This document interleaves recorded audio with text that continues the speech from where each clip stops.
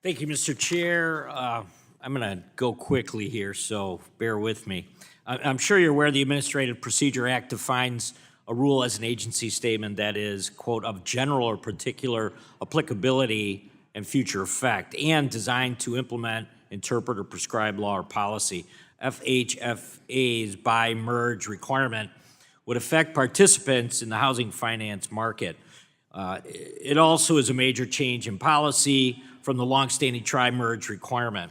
I'm concerned that under Director Thompson's leadership, the FHFA seems to be hiding kind of behind their role as the conservator of Fannie Mae, Freddie Mac to skirt requirements of APA.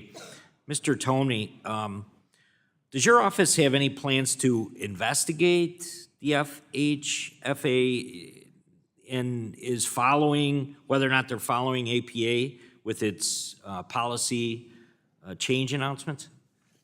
Thank you for the question. We have not done work in that specific space. As I said to the chairman earlier today, we are currently engaged in our risk analysis leading into future products. And so hearing from stakeholders like yourself today is certainly something we'll be looking at, and happy to work with you, and stay tuned. Thank you. Former Director Mark Calabria issued a proposed rule of prior approval for enterprise products proposed rule that was subsequently finalized by Director Thompson. This rule is an important guardrail, as you know, to ensure that the GSEs do not inappropriately expand their footprint in the housing market and displace true private capital. FHFA recent 2023 report to Congress noted that between April 28, 2023 and April 28, 2024, during that year, FHFA completed its review of 10 new activities and, based on factors set forth in the regulation, determined the 3 should be treated as new products that merit public notice and comment.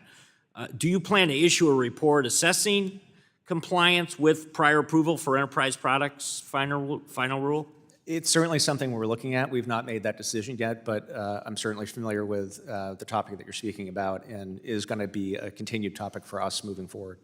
And last Friday, the FHFA conditionally approved a pilot for Freddie Mac to purchase closed-end second mortgages, a proposal that I guess you could say was opposed by members of Congress and the industry and some consumer groups as well. Will you issue a report on the pilot to determine whether the objectives of the pilot were met and that FHFA fully adhered to the regulation?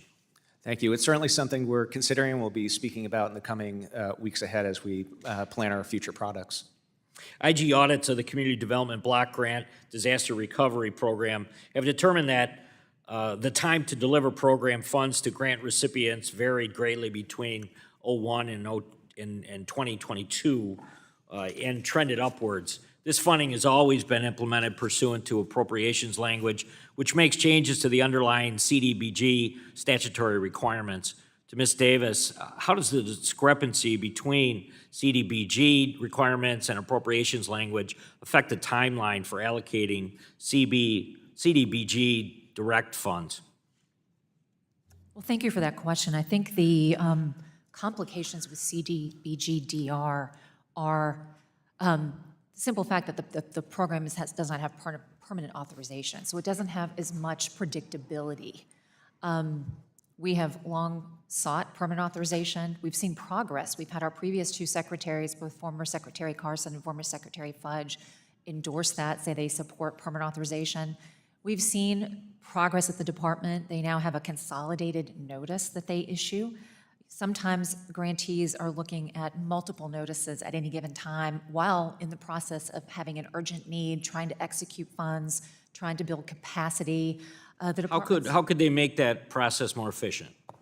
Permanent authorization would certainly help. It would certainly help with the timeliness and the deliverability of the funds. It would. What do you think about state and local governments taking on a larger share of the mitigation?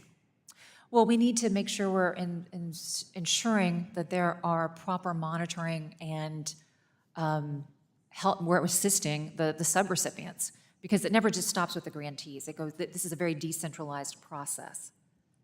Very good. Last year, the FHFA undertook a comprehensive review of the federal home loan banks, calling it the first such review in over 90-year history of the FHLB system.